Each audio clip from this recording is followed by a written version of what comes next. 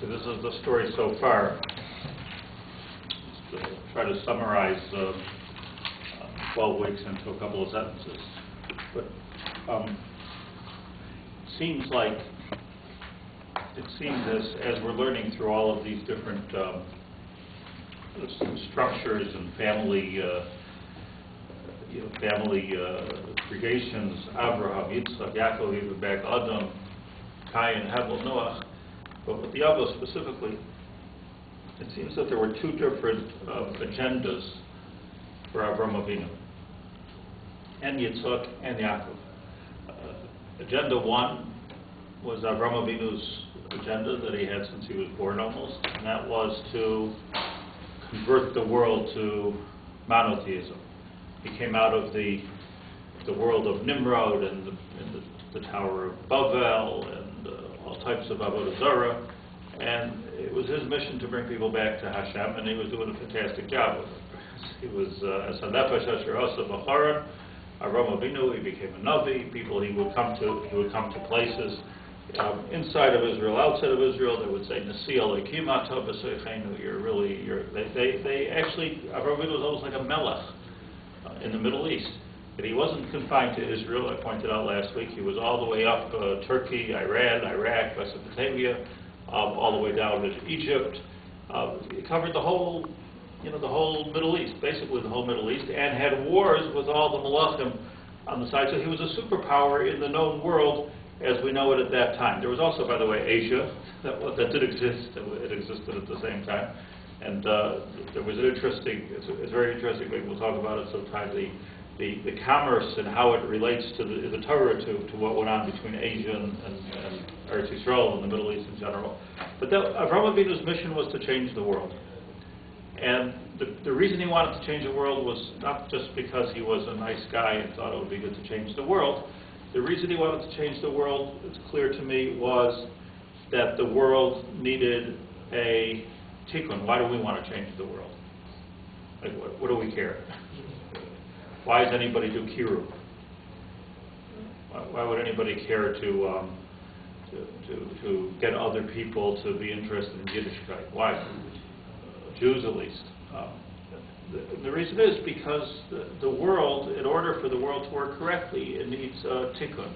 We know that this started Kabbalistically, we're told. It started with Adam Arisha doing the chet. That chet has to, we were all in Gan Eden, just to review, we were all in Gan Eden, meaning Adam and Chava was in Gan Eden, the whole known world. We were expelled from Gan Eden, we're waiting back for a Gan Eden time. A Gan Eden time is when Mashiach comes. So the bookends are Gan Eden and Mashiach, same thing. Same thing. The same thing at the beginning, same thing at the end. But the world has to get there, and in order for the world to get there, there has to be a tikkun. So Avraham Avinu was making that tikkun. Right? Is this a clear concept? It's a thread that goes through the entire Ramchal. It's a thread that goes through the Arizal. It's a thread that goes through the Zohar. That the world, if you look at it, you have to look at it bigadol. You have to see it. That's the pshat. You know the word pshat. Pshat is when you're understanding the Torah. Pshat comes from word like to poshet. You take a Megillah and you open it all up and see what's the big story. What's the big story? That's pshat. So everything else is Drush. You can darshan this pasuk, that pasuk, but pshat and the whole Torah and the whole Yiddishkeit and the whole mitzvos and the whole Eretz Yisrael. It's all this one thing of getting the world back to where it should have been to begin with, and taking it away from where it should have gone. And this is the struggle of the world. So that was the agenda, clear agenda of Avraham Avinu, and he went around the world, and he taught, and he preached, and he opened up his tent on all four sides, and he accepted everybody into his house. Idolaters, he thought the angels that came to him were idolaters, he accepted them into his house. Everybody was accepted, everybody was there. He had to teach everybody about this. Agenda A. We keep going back to this. We talked about it with Lavan, we talked about it, Noach, everywhere.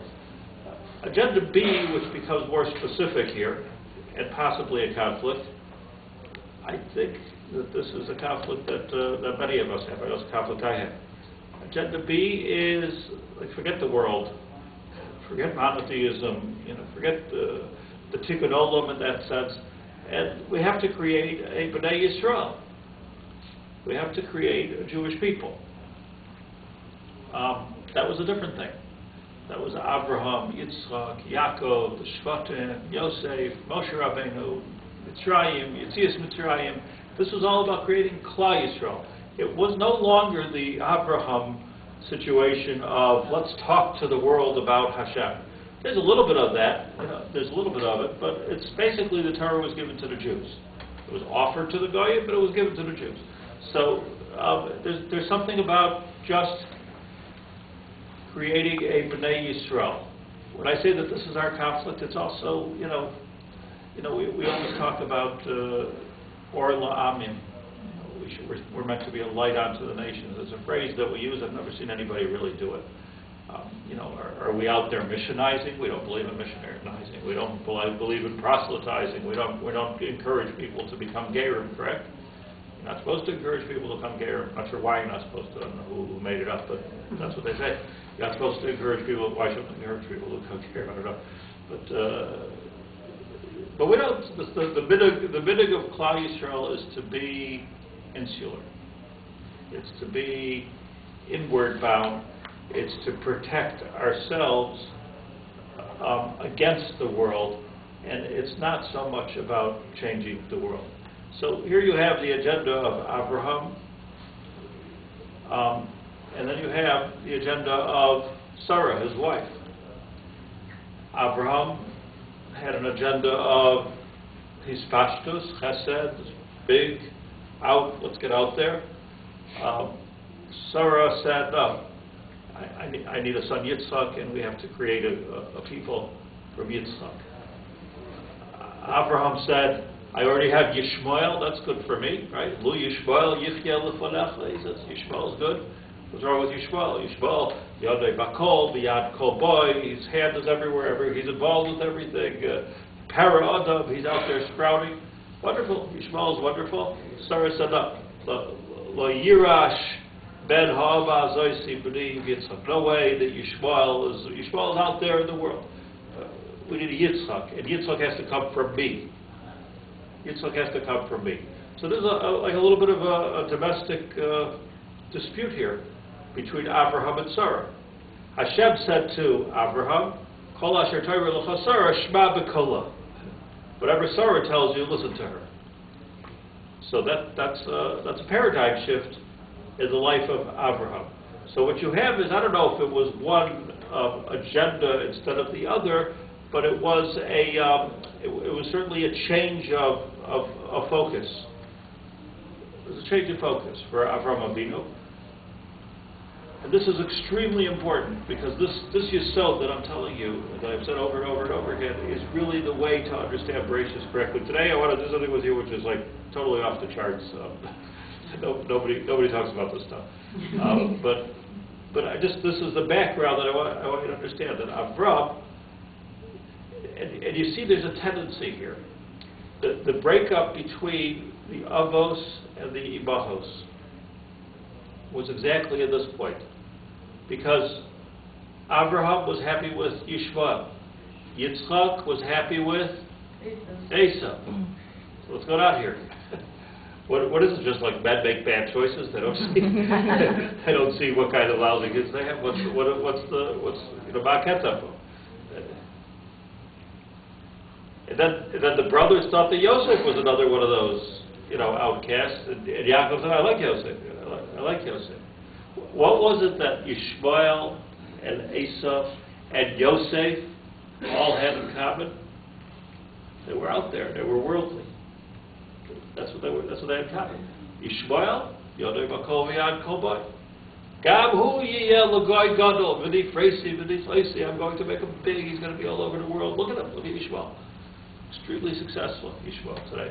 Extremely successful in terms of numbers, in terms of influence in the world, in terms of influencing the world's economy and the world's politics. It's just, it's wild exactly how the Torah came about with this, how the bracha of the Torah came about. So Avraham Avinu is choosing Yishmael because Yishmael is out there. This is a perfect thing for me to Yitzchak is choosing Esau because he's not Yaakov, Ish Tam, Yoshev, Ohalim. He's not Yaacov who's sitting in the tent and he's learning Torah, in his tent. That's how it. Esav, he's out there. Esav can become a prime minister. Yaakov's not going to become a prime minister. Esav can become a world leader. He'd fit right in to the world leadership stage. Esav has got all the different characteristics. He likes to kill people. He's a hunter. Everything. A politician, a liar. Everything that you need to be a politician. So Esav was Yitzchak's favorite. Yosef, cosmopolitan. Yosef is going to go to Mitzrayim, and he's going to become who Moshe b'chol eretz Mitzrayim. He's going to be the head of Mitzrayim. This was the Avos always looking at it. Was always their wives, which were bringing them back, not to what's correct or incorrect, saying stop creating the world. Stop influencing, stop trying to change the world, and make a family here. A family of Bnei Yisrael, a family of Jews, a family. What about the world? What about the tikkun? What about the Ameira of Adam Arisha? What about that? Like, what's going to be with that?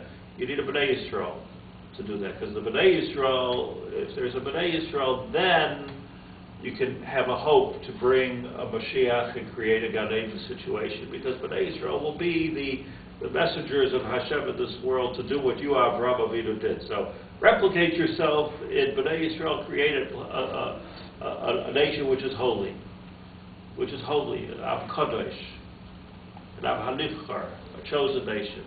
So you see what's going on here? So Avraham is saying Yishmael, Sarah is saying no Yitzchak. Yitzchak is saying Esav, Rivkah is saying no, Yaacov, right? Yosef, we don't know what his wife said. We don't know clearly what his wife said, but this is a clear breakup. And by the way, it goes on way into history. As history unfolds, it unfolds as the most important question. And like I said, it even unfolds it right here.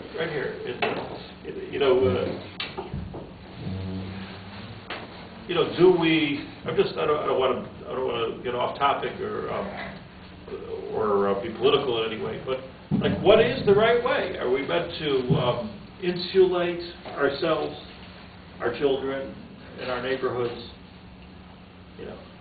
Somebody was telling me today, lives in Bath, Ramat Beit Shemesh, Bath.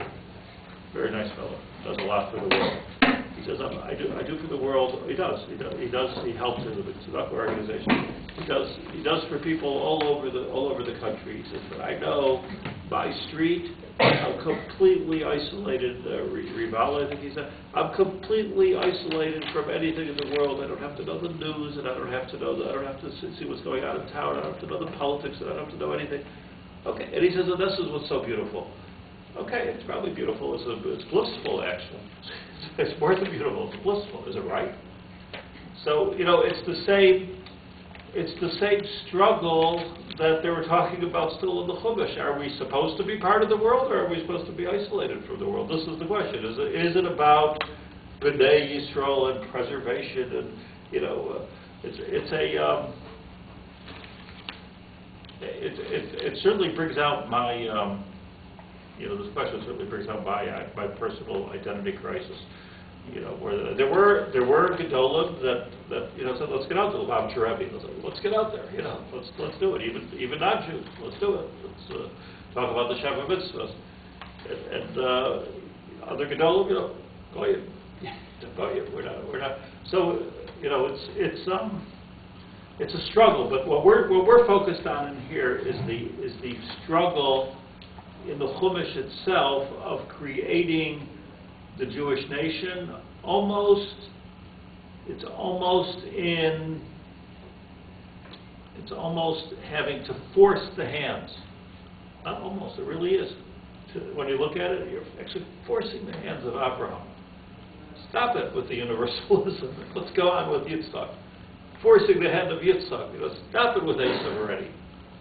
What's this you like Esav? Stop. Forcing the tzimtzum, to put it in Kabbalistic language. Forcing the tzimtzum. No, it's got to become finer and better and more refined, and not be out there. So this is the question. Yes. Okay. So that's my summary of weeks and weeks of what we're talking about with Noah, and what we're talking about with Lavan, and what we're talking about with everything that we're talking about, Lot. But here's the, this is interesting. Does everyone have a chumash? Please have a chumash. It's very difficult for me if you don't have a chumash. There's more here if you don't have.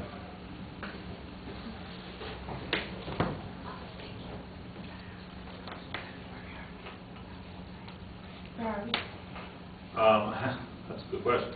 We'll start with Parshas Lech Lecha. Let me just say this, that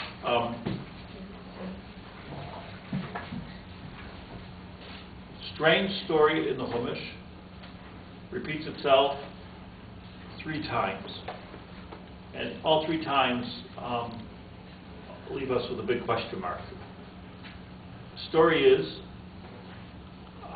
Avraham, and then again Avraham, and then Yitzchak, because of famine in the land, travel to Chutz La'aretz, out of Eretz Yisrael. Avraham tells his wife, we're going to learn inside, tell them you're my sister, otherwise they're going to kill me. And she does. And weird story, no? And then they discover that he's really a husband, and they get all upset with him, and so it's a weird story, just nothing. Like what do we have from this story? Now once, not twice, not 3 times. So just look at it for the nuances of the story. I think there's something so deep going on here, very deep, if you work with me. So let's start off in Parshas Lech Lecha, Parak Yud Beis, Pasuk Yud. If you have an art scroll, Chumash is page 56. Says the Torah, Vayihi Rav Ba'aretz. There was a famine in the land. Vayered Avram Mitzrayma Lagur Sham, and Avraham Avinu, who had been living in Eretz Yisrael. Don't forget that Avraham Avinu by this point was already successful in Eretz Yisrael. He had to, because of the famine means there's no rain. Where do you go when there's no rain? Either to a place where there is rain, but the whole Middle East is pretty much the same in this regard. It's not that much different between Iran and Iraq. The weather is pretty much the same. But where do you go when there's no rain? You go to a place that doesn't need rain. So the only place that doesn't need rain is Egypt.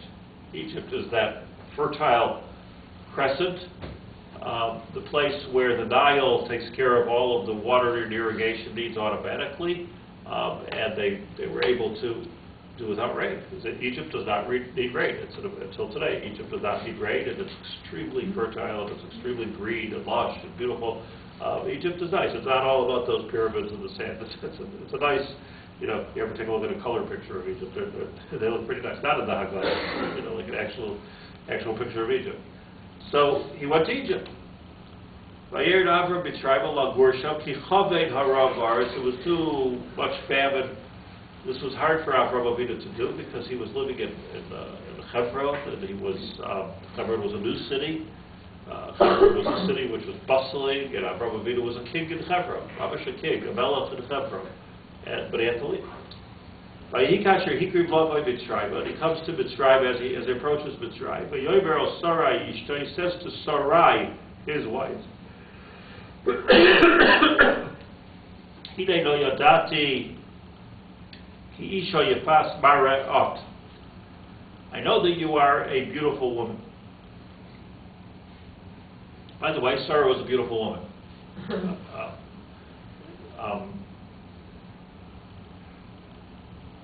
She was a beautiful woman. I'm going to offend our modern ears here, including mine. But she was white in a completely black environment.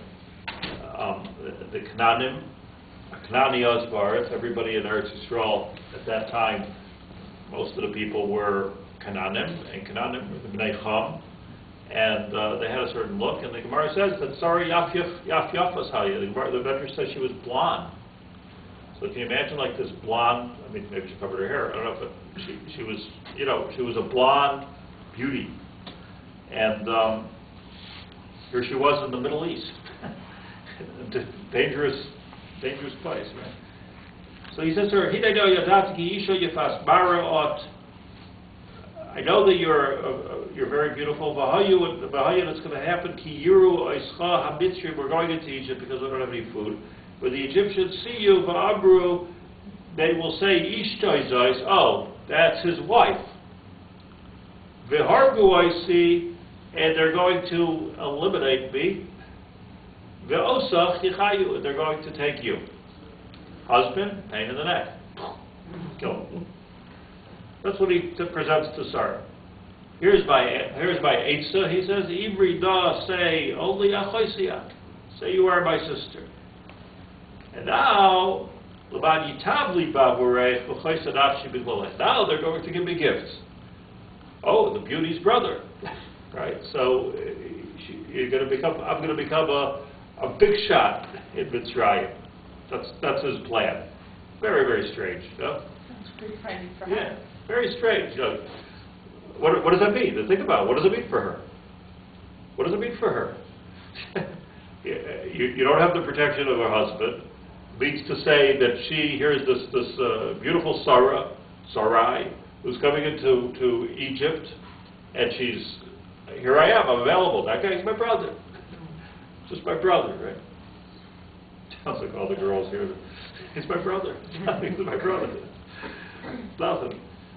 Ivrida choisia, lani tabli bavorei choisia nafshi Vayhi kivoi Avraham Mitzrayim. Then they come into Mitzrayim. Vayira Mitzrayim as Aisha, and the Mitzrayim see the woman. Ki yafa hi They see that she's very beautiful. Vayira isa sarei paroi. So like they spotted her at Meches, right? So she comes in. The sorry Paro, the police kept see, oh, it's all right. By Hallelujah, Paro, and they told Paro how beautiful she is, but took out Aisha, base Paro, and they arrested her, abducted her, kidnapped her, and took her to Paro. Well, that's a terrible story. This is what happened. They abducted her, but Avraham made her only brother.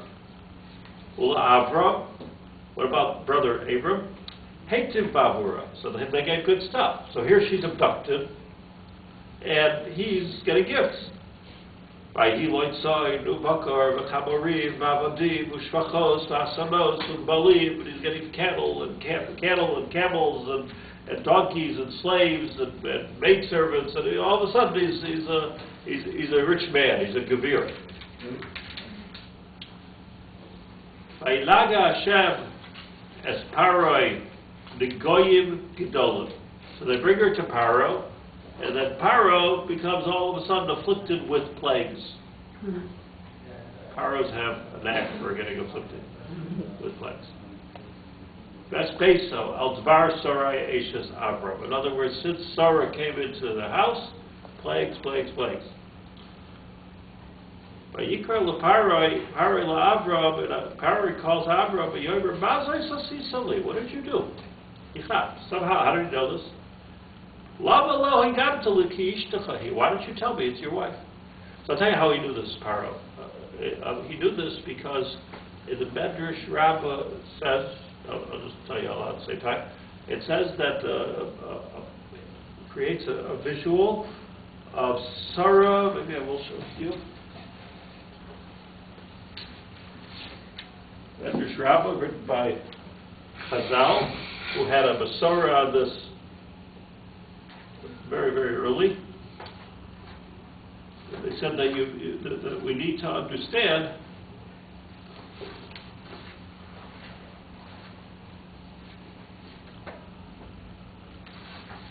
what was happening over here.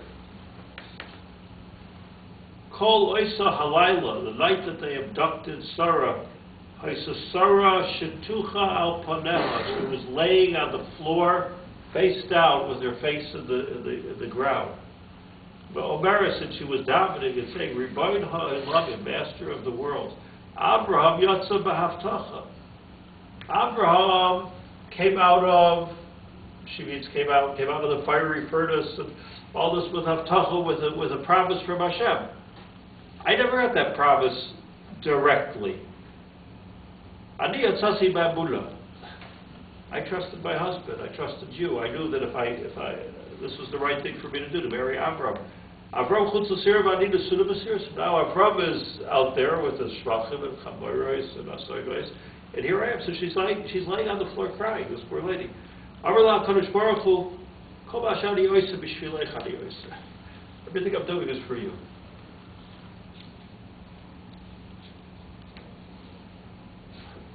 The wild measures while we're here. Amar Rav Levi explained the Koloisa Halayla, that on that night Haya Malach Omeid Umegalev B'yada, she had a Malach protecting her. Because she davened, she had a Malach protecting her, and any time, so this was like a night-long war that was going on between Paro and Sarah. Let's look at it as adults, not like little kids in second grade learning this. This was a beautiful, beautiful woman with the most powerful man in the world, and every time he tried to become close to her, a malach came, a malach came and slapped him across the face. Everybody wants such a malach. A malach omeid umegalev b'yadai. He would ask Sarah, if he would say, hit him, she hit him. Sometimes she would say, leave him alone, leave him alone. So she had this malach, and she was saying to him that you deserve this. Kol kach lama. Why did he have to get punished so much? What did he do wrong already to Paro? I mean, it was Paro. Sure, this wasn't his first, Kol kach lama shoysai merislai, because she said to him, Eishes Ishani. She told him in that yichud situation, I am an Eishes Ish. I'm married. He's my husband. She told Eishes Ishani. The little high parish, it didn't bother the Paro. He was involved. So there's just, it's altogether odd. I just want to like paint this picture for you a little bit, because we're not talking about somebody comes into Ramat Beit Shemesh. Hey, who's that? We're talking about Egypt. Egypt was at this time in Egypt. The population of Egypt was millions. People came from all over the world to come to Egypt. The Paro was the most powerful man in the world. This was, by the way, at the time of Avraham Avinu, was Paro Soan. It was Asiatic. So it's interesting. It was the Asiatics had taken over Egypt. So he was there. They had a certain ethic. They had a certain a religion, mostly based around themselves. The Paro considered themselves God. They considered this the ordained land, the land of blessing. If somebody walks into the United States of America, all of a sudden you're arrested. We're taking you to the White House.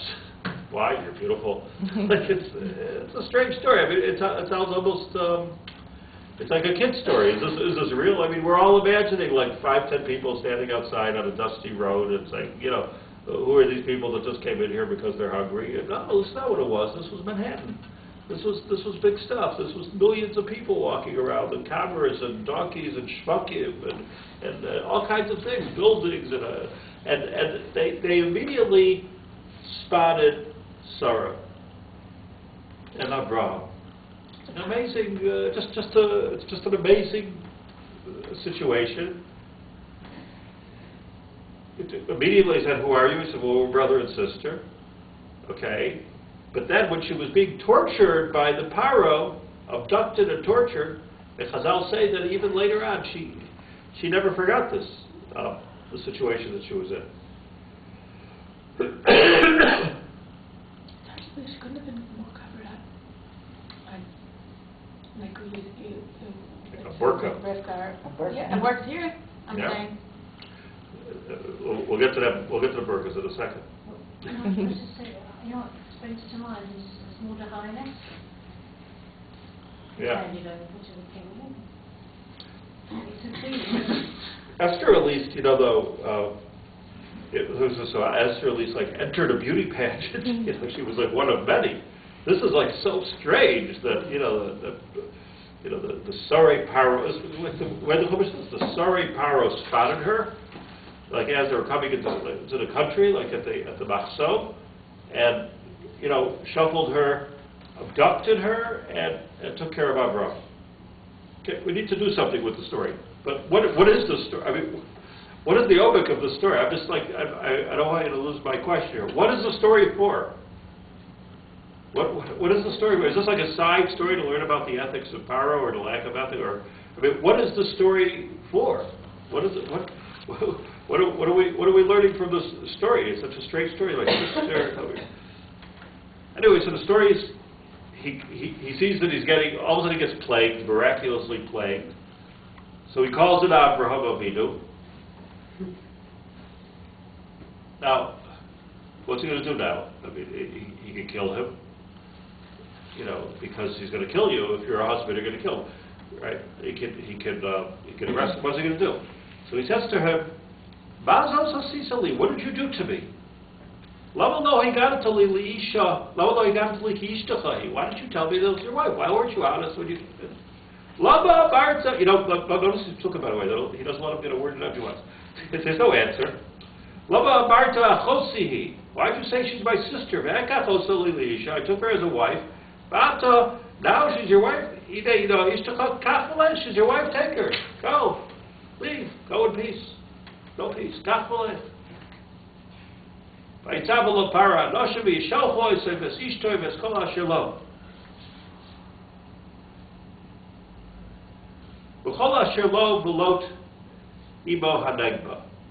He went back to Eretz Yisrael full of food, no problem with the famine any longer, all is well. He goes back. No answer, right? No answer. This is how Avraham Avinu became wealthy. Understand this. He doesn't answer. He doesn't say, like, you're probably thinking, didn't he say, isn't it because 8 years Elohim b'Makom, there's no Yer Shemayim here, right? Everybody knows. No, not this story. This story says, okay, thank you. Give me my wife, give me my donkeys, give me my shmachos, give me everything. The next thing we know is that he comes into Eretz Yisrael, comes up from the Negev because he's coming from Egypt, so he comes up from the Negev. Avraham says a pasuk in Beis, coveted, ba'od, ba'mikna, ba'kesef, ba'zov, ba'yelech le'ba'sav. He went with his caravans. Negev ba'ad Beisel, he traveled from the Negev until Beisel, came back. Here's a fellow goes to Egypt, comes back, made it good. Ana Makom Asher Hayashav Oil, but he went back to his original oil. Beisel, Bein Ha'oy. He went back. Okay, story's over. Now turn the page, please, with me to Parak Chaf, Pasuk Aleph. Page 90 if you have an art book. Vayisa, there's a whole new story.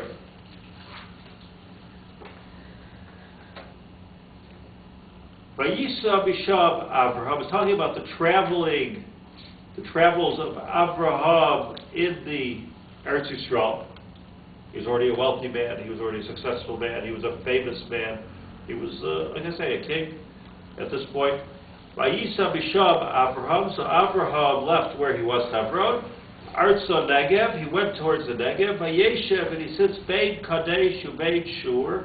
He pitches tent to Avraham with his entire entourage, which, according to Chazal, was something like 10,000 people or 12,000 people. We're talking about Machlokas 10, 12.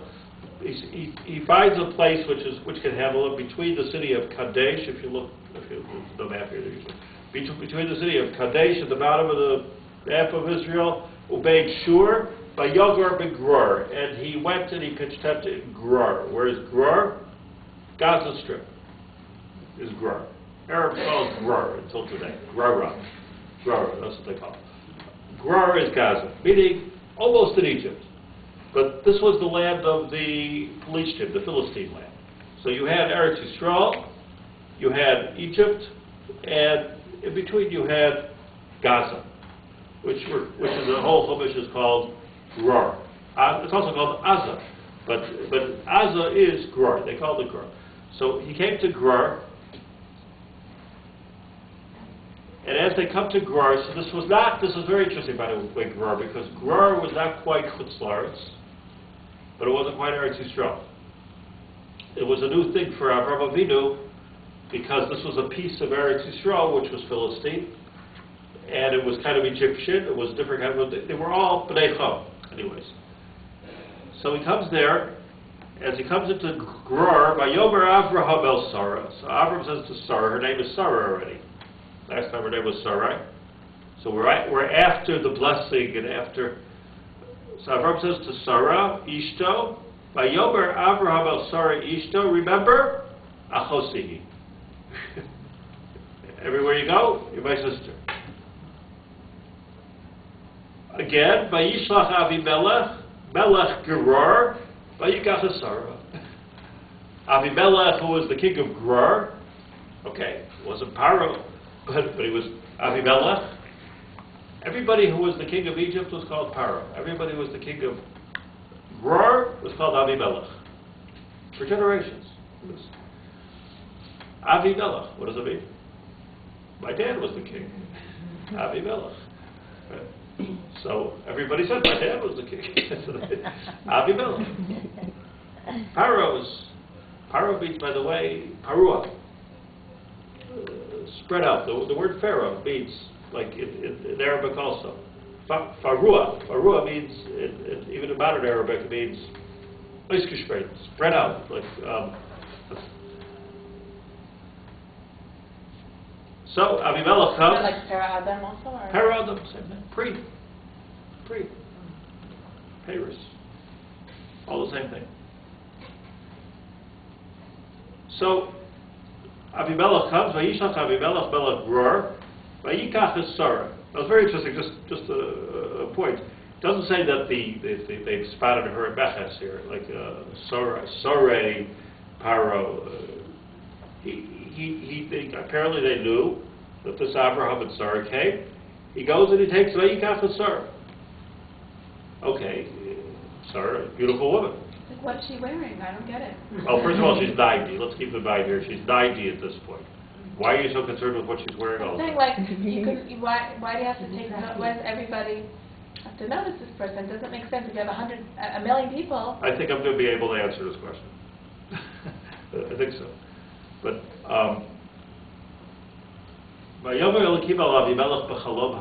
okay, now, another love triangle. Right, so here's Avraham, brother Avraham, Sarah.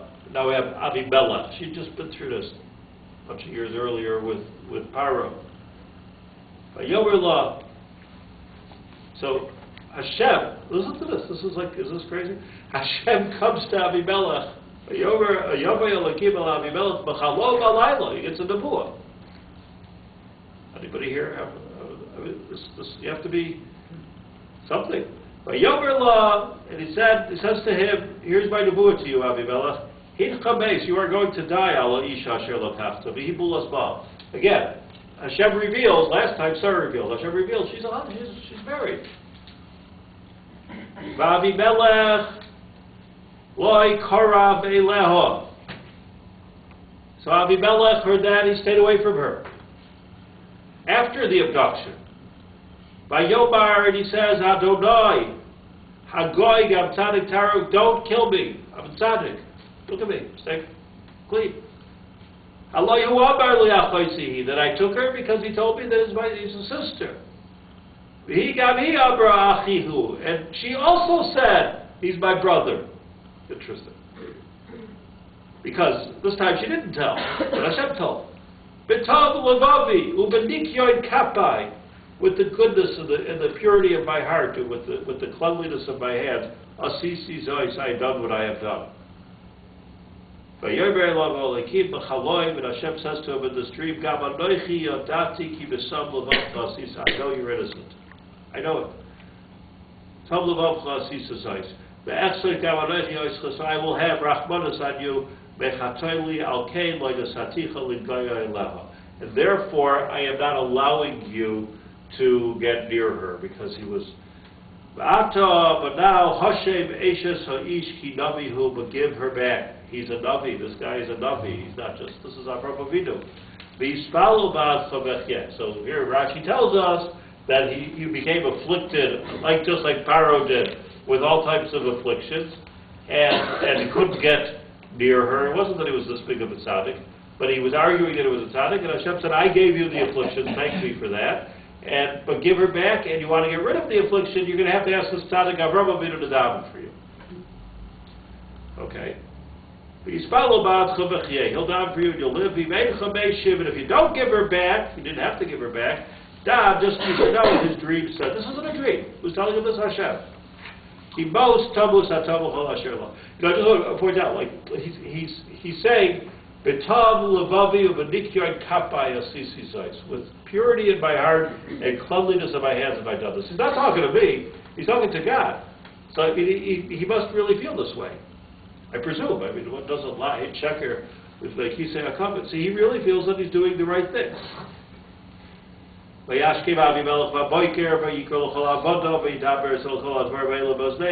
He calls a big staff meeting in the morning. And everybody was very afraid. He tells them about his dream. They call in Avraham. What did you do to us? Where did we hurt you? You brought on me, you brought on this kingdom, a great chet.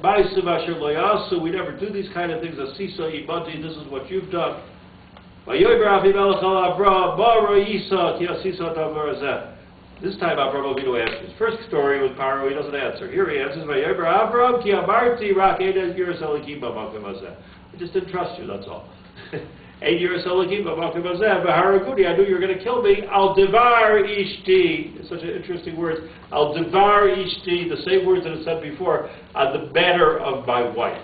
I thought you would kill me to eliminate me on the matter of his wife. Why doesn't he just kill him right now? Why not?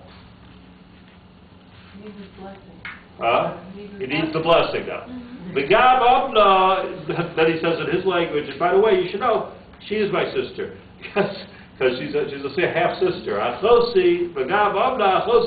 he gave him a Yiddish knetch over here.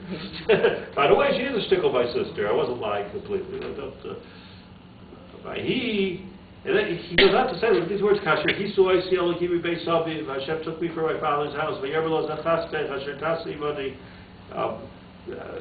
This is what we've been doing the whole time. We've been saying, of the brother, she's the sister. This is how we're surviving. So says the Torah. Look at this pasuk Yudalef. Wow. What's Avimelech's response? What would your response be to this? Okay, pray for me and get the heck out of it, right? Vayikach Avimelech sonu bakar va'avodim u'shvachos. He takes everything, all the wealth. Vayitei la'Avraham. Take it. Okay, take it. Vayashav loy, and he returns a Sarah Ishtai.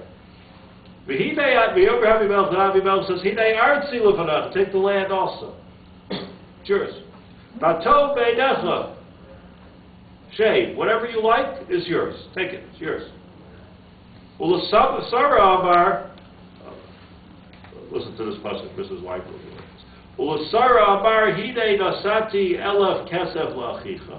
To Sarah he says, I just gave your husband 1,000 silver coins, probably like $1 million.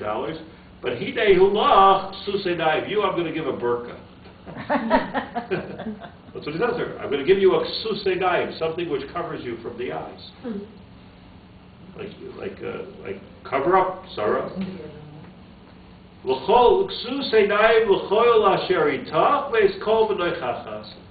Nobody should be able to see you any longer. In other words, he blamed it on her.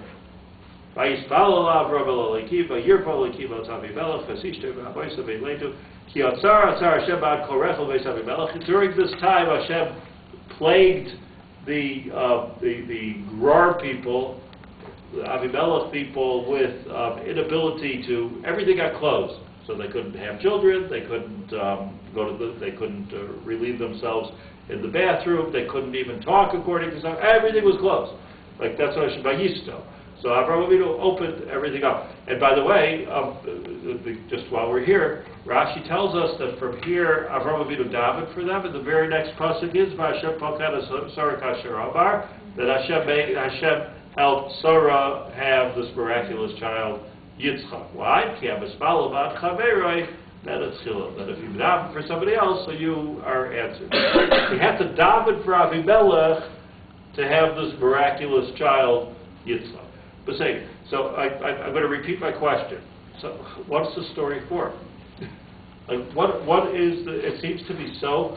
This idea of you're my brother, they want Sarah, they kidnap Sarah. Like it's just such a strange story with like no. Like what's the end of the story? The end of the story should be Hashem. The story is Avraham Avinu walks out a rich man each time, and Sarah walks out traumatized. It's such a strange. Right? Isn't it strange? Like twice already. And not only that, he said it's not even just twice. By the way, he said I told her. He said, look at the pasuk before you give up. He said I told Sarah at the beginning, like when we started our travels, do this chesed for me. Every place we go, make sure you tell them that I'm your brother. So she's walking around the whole with the secret, this is my husband. Yitzchak doesn't back to Rebecca. And then, so let's do it right. Turn to page Chavav, Parak Chavav rather. Parashas told us. And then we'll try to explain it for a few minutes. I just want to get the stories right. Third time. Parak Chavav, Pasuk Vav. Next generation. Sarah died. Yitzchak's married. Yitzchak's married to Rivkah. We looked at this last week. There's a famine in the land. Remember I said last week that Avraham Yitzchak didn't even get his own famine. There was a famine just like the famine that was in the time of Avraham Avinu. Everything was the same as Avraham. So he was taking over for Avraham. We talked about that last week. Vayeshev Yitzchak Grar. So Yitzchak went again to Grar, to Gaza. Rashi says he was on his way to Egypt. He was going to go all the way to Mitzrayim. But Hashem gave him a nevuah, Yitzchak, and he said, don't go to Chutz La'aretz. Ein Chutz La'aretz Kedayu Lach. You're not for Chutz La'aretz. Okay, so he's a Grar. So for here we see that Gaza is part of Israel. This is where you see Gaza is part of Israel.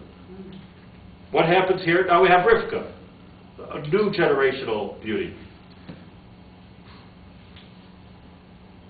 That's such a nice thing. I've been talking a lot lately about Jewish names, and I've been maintaining that there's really no such thing as a Jewish name. Like, why is there such a thing as a Jewish name? What's a Jewish name mean? If your name is if your name is Jack, your name is Jack. If your name is Yaacov, your name is Yaacov. It's not a Jewish name. It's through the Grar. Akiva is a name. It's not a Jewish name. Atogun is not a Jewish name. Papa is not a Jewish name. But it is a Jewish name. Anyway, so somebody, in response to my, keep on talking about this for the last couple of weeks, about this Jewish name thing and the importance of a name and how we got to be careful not to change our names and the vuah that goes with the name. So somebody sent me a video clip of the Lubavitcher Rebbe. And there was like a whole, I don't know if it was like one time or like a bunch of videos put together, but a whole bunch of people came and asked, they like used to give out $1 to thousands of people. So they have videos like people will take, I don't have like people from Russia. I don't have a Jewish name. What's your, he would ask them at one time in Russian even, what do people call you? Sasha. Sasha, your name is Sarah. Another one, what's your name? Suzanne. Suzanne, your name is Shoshana. Stephanie. You got stuck. Stuck on Stephanie. Okay, you're also Sarah, he says. Anyways, in this procession, this is nothing to do with what I was saying, but just like an interesting thing. In this procession of people on this video, so here's the picture. Like you can watch this. The Rebbe is giving out dollars, and people are saying, "Oh, I take the dollars," and he was asking for a little blessing, So one of them comes, and she says, "Woman comes, and she says, I am Miss Israel, like this Miss America, Miss Israel." So the beauty queen. So he says, so she said that, and she asked for a blessing that she should, have hatzlacha, and she should find a shidduch. Very interesting. She should find a shidduch, and that she should, her family should have good health. That was her bracha. So So the Gabbai explains that she's Miss Israel means that she's the most beautiful woman in Israel.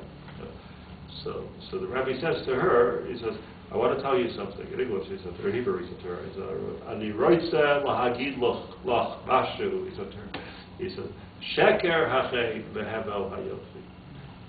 He said to her. So it was a very interesting, Sheker hachei behevel hayofi. But if you use the beauty that you have for kvod Hashem, so that there's something, then you have something special. But just make sure that you have, if you take the gift that Hashem gave you, use it for something beautiful. It just made an impression on me. So here's that. What did he call it? Huh? What did he call Oh, it? she had a name. Miss Israel. Miss Israel. So you want to tell her that. Vayeshev Yitzchak beGrar. So Yitzchak lives in Grar. Vayishalu. Here's the story again. One last time. Vayishalu Anshe Amakom LeIshto. They asked about his wife. Vayomer Achosi. He said, "Oh, that's my sister." In other words, they asked Yitzchak about who's this lady with you, and he says, "Oh, Achosi, she's my sister." Ki Yarei Leibar. Now here we have a little bit of a different nusach because he was afraid to say Ishti, that she's my wife. Pen Yarguni Anshe Amakom Al Rivkah. He told us because they had the same problem with Grar. Because he said, she didn't say anything. He said, in other words, by Avraham, he said to her each time, you say you're my sister. Then he says, oh, that's my sister. She didn't say anything here. And the reason he did this is because he was afraid. But he was there for quite a while, Yitzchak. Vayashkef Avimelech melech Plishtim. Now, Vayashkev Avimelech melech Plishtim, Va'ad Achalon, Vayar Behida Yitzchak V'tzachek es Rivkah Ishtoi.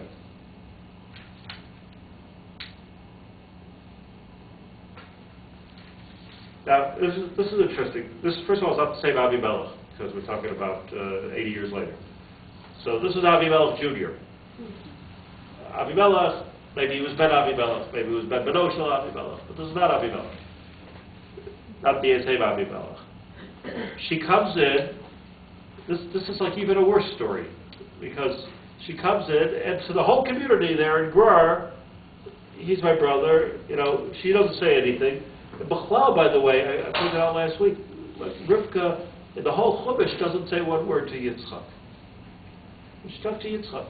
She said one thing to him, all the way at the end of Yaacov and Esav. She says, all the way to the other story, she says, I don't want him to marry a local. That's all she said. Katzti b'chayai chais. I don't want. So that's all she said. She doesn't say anything here either. But here they're coming in as a brother and sister. They're living here as brother and sister, incognito, in the street. And Yitzchak and Yavimelech, Vayashkev Avimelech. What a strange story. Melech, the king of the Pelishtim, who we don't know that has anything to do with the story at all, is looking from the chalon, is looking out of his window. Vayar V'hina Yitzchak B'tzachek is Rivkah Ishto. He sees that Yitzchak, somehow he sees through his chalon, that Yitzchak and Rivkah are living as husband and wife. The Gemara asks the question, why? Yitzchak and Rivkah didn't have tznius, they didn't close the window, they didn't, in the middle of the day. But what's going on over here? So as Vayashkev B'hina chalon, he was looking at he saw this bazolis, he saw astrologically that there's something wrong. So in other words, this couple got the attention of, it was a look at the stars. This couple got the attention of Avimelech, and Avimelech says, no, this is wrong. And what happens? Vayikra Avimelech Yitzchak. Avimelech calls Yitzchak in for an audience. Vayomer Achita Yishtecha, she's your wife. Eicha Barta, why are you telling everybody she's your sister? Vayomer I love Yitzchak Yabarti Penobusallah, because I don't want anyone to kill me. Vayomer Avimelech Bazai Sasisaladu. What have you done to us? Kibat shachav achad ha'am es ishtecha. This is an interesting passage. Do you realize, Avimelech says to Yitzchak, do you realize that almost shachav achad ha'am, almost the one man and almost one person in this community lived with your wife? Rashi says, achad ha'am, hamiyuchad ba'am zeh melech, namely me. Do you realize the one singular most important person in the city almost lived with your wife? Do you realize what you did? So in other words, there was no plagues, there was no miracles, there was no dreams, but Avimelech caught it in time. It didn't. Kimat shachav achad ha'amas ishtech. He talked to him about himself in a obscure. He didn't want to say he himself. He didn't want to say I. So he says achad ha'am.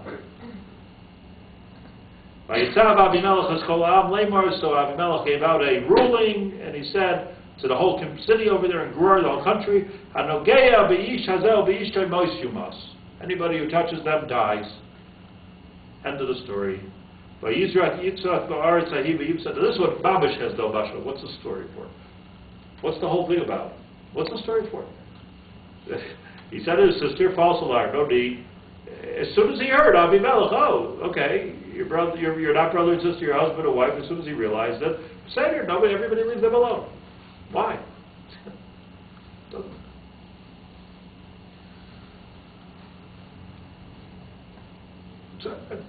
So let me just say something very briefly. I'm going to try to say this in 5 minutes.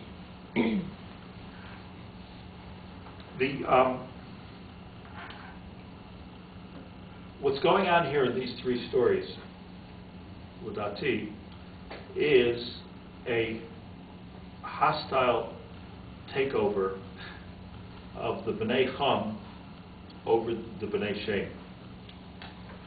What's going on over here is capture Sarah. Because Sarah has the secret of the bracha of creating the nation, which is the chosen people. Sarah was the one who wanted the nation, which is the chosen people. They wanted the chosen people to come from them. I'll explain to you why, but specifically, Grar and Mitzrayim saw themselves as being they could create a family from Sarah, they could capture Sarah, they could create a family from Sarah, and will become the chosen nation in this world, the most important. They saw that everything that was going on with Avraham and Sarah was blessed. They're giving him, billions of dollars, and he's got everything that he needs. So let me explain something here. There was a 2-way agenda which was clashing. Agenda 1 was the agenda of Avraham Avinu. The agenda of Avraham Avinu was, let's reach out to the Egyptians. Let's reach out to the Palestinians. Let's reach out to the Grar people, to the Egyptian people. Let's reach out to Para. It's okay, we should go there. Yitzchak wanted to go there too. We should go there. Yitzchak wanted to go there. No, Ein Chutz La'aretz Kedai, let's just stay in Grar. You can do the same thing in Grar. So Avraham Avinu was busy reaching out to the Egyptians. If they kill him, he's not doing his mission. The Egyptians, I believe, the Egyptians are in an ongoing war all the way through, from this story all the way through the Yetzias Mitzrayim and Shmos, all the way through Sefer Yecheskel, maybe even today. The Egyptians are at war with God as to, they don't need rain. They have everything, just like Paro Melech Mitzrayim. Mi Hashem. Who's the Hashem you're talking about? We have everything here. I have the Nile here. I have money here. I have slaves here. We don't need anything else. Why are you coming here with God? Here, this was a capture Sarah, and then afterwards capture Rivkah. This wasn't a finish. All of the B'nai Chum. What did Eliezer Eved Avraham want to do? He wanted to capture. He wanted to marry. He wanted his daughter to marry Yitzchak. And why was he standing there by the Akedos Yitzchak? Because if Avraham kills Yitzchak, so I'll become the heir. It was going over to the Chum side. You see, remember we learned about this, that when Noah came out of the Teva, the world was clean, the world was pristine, the world was rein of all of the wicked people in the world. An opportunity to start again. Maybe this can create a Mashiach. Maybe it could create a Gan from Avinu plants and vineyards. Maybe we can make a Gan Eden out of this thing. We don't have any bad people around. Who messed it up? Chum. Chum messed it up. Chum immediately did not bear it. because of that, there was no tikkun. This is what the Torah says, and we have to go through generations until we get 10 more generations, until we get to Avraham Avinu, who's going to start the tikkun. Chum wants to take it back. Sarah is the secret weapon. If we get Sarah, it wasn't that she had beautiful flowing blonde hair. That wasn't the point. The point was, she was 90 in the second story. The point was, if they can get Sarah, and if they can eliminate Avraham Avinu from the picture, then they could change the entire story. Just like the Arabs changed the whole story with the Quran. They changed the whole story. They just stopped with Avraham, got rid of Yitzchak, and everything's cool. Right? Got a whole new religion. It works. So what they wanted to do was take Sarah into their house. This is, let's just say this briefly, this is so clear to me that Avraham Avinu allowed this to happen for his outreach reasons, and for his so that he could have influence, and he knew that Hashem would help him, and he knew that nothing would happen. Agony, okay. So Avraham did an akeda. Avraham walked through a fiery furnace. This is what you got to do in my family. This is the way we do stuff. But for Avraham, it was getting out there, and for Sarah, who was against getting out there, if you will, it was for the Egyptians. It was about getting Sarah. See, look at the history here of the Egyptians. Paro, the first story, was so taken with Avraham Avinu that he took his daughter, who? Hagar, Habitzris, and he said, you go back. Mutav lach, says Rashi, it's better for you. Sheyidabek b'mishpacha zu. You should be part of that mishpacha instead of being part of the mishpacha of Paro. He's the man. So Paro learned his lesson, said he's the man. Hagar was a shifcha. She was a maid in the house. Then what happens? Sarah sees that she's not having children, so she puts Hagar. Hagar gets haughty. Hagar gets arrogant, and she says, well, I'm having children. Rashi says this. I'm having children. You didn't have children. Maybe we could start something here with the Egyptians. Like I'm an Egyptian, and Avraham Avinu is an Egyptian, and we'll do it that way. Like, what does Sarah say about this? Get her out of the house. If she's a maid, she's a maid. If she thinks she's a Sarah, she thinks she's a princess. Sarah means princess, right? If she thinks that she's a princess, send her out of the house, and he sent her away. What does the Malach tell her? The Malach tells her, go back. Go back. V'hisadi tachas yodeh, and be a maid. Don't try to make a new mishpacha over here, a new royalty. It's not about a royalty. You go back and be sadi. You're only a maid. Avraham Avinu was always upset. He always wanted Hagar.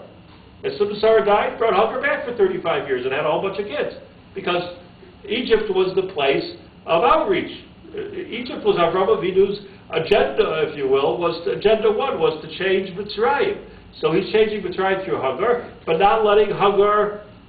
What happens with Yitzchak, Esav? Okay, Esav goes, but Yosef. Here's a way we can get the Egyptians. This was Yaakov's thinking. We could get the Egyptians in. And who does Yosef marry? Osnas bas Potiphar. It's another. You see, Yosef was reaching out, and they were trying to capture him. They were putting him in jail. So there was this ongoing struggle here that the Bnei Cham, which is the Egyptian, and the Bnei Grar, those are the two Egyptian nations, were trying to capture the bracha back, the tikkun back, from Avraham Avinu, and Avraham and Yitzchak and Yaakov, so marginalized them, and it's a hostile takeover of the Jewish people. It was the Imahos which didn't let this happen. The Imahos said, no, we have to, Lo Yirash ben Ha'mazay b'nim Yitzchak. There's no way that Yishmael is going to get a Yerusha with Yitzchak. This land belongs to Yitzchak and to Yaacov and to the Shvatim, and it's not about Egyptians, and it's not about, but over and over again. Shechem. Why did Shechem abduct Dina? Because this is the way that we'll get a princess over here, and we'll create from the Bnei Cham. It's all the same thing over and over again. It was all about trying to steal this bracha away from Avraham Avinu. So this story, which repeats itself 3 times, is an extremely significant story. That Sarah and Kishma Kenu, she wasn't any longer Sarai, the princess of, her father was a king, Basuel, right? It wasn't just the daughter of Basuel. Sarah, she's a princess of the world, so we need her. We need her in Egypt. She's the missing piece in Egypt. Let's take her. David HaMelech, who was he looking for? The queen of Sheba. Right? It was all about. It was all this relationship with the Mitzrayim, and I'm going to stop here because we'll stop more next week. But this is the whole Pesach story, the whole Imahos, as we're winding down to Bereshis, the whole relationship between Klal Yisrael and Mitzrayim. David HaMelech says Mitzrayim is, this is the word, Kigan Hashem be'eretz Mitzrayim. Mitzrayim is just like Gan Eden. It's fertile, it's green, everything works there. There's no problems in Mitzrayim. There aren't any problems in Mitzrayim. So Moshe Rabbeinu comes and makes a balagan. There's no problems in Mitzrayim. Everything is geschmack in Mitzrayim. There's money in Mitzrayim. There's commerce in Mitzrayim. Everything is yafeh. Kigan Hashem. It was just like Gan Eden. Eretz Mitzrayim. Like that's how Mitzrayim was. They saw themselves at the center of the tikkun. And Avraham Avinu and Sarah and Yitzchak and Yaakov and Rivkah and Rachel and Leah saw the tikkun going a different way. So here you have the sonistic split in between the Amos and the Imahos, which it came about. And from the moment, it's clear to me, by the way, from the moment that they heard, it became known that Kol Asher Tomer Lach Sarah Shema B'Kolah, whatever Sarah says, Shema B'Kolah, Sarah was a source of bracha. Sarah was the one who was calling the shots, not Avraham Avinu. Hashem told Avraham Avinu, you have to listen to Sarah, right? So Sarah became the chashuv, and she became Sarah, the princess of the world. and we ended up with this. We ended up as Yosef in Mitzrayim and us in Mitzrayim, and we'll continue the story next week. But by what you're saying, it sounds like they, of course, knew them.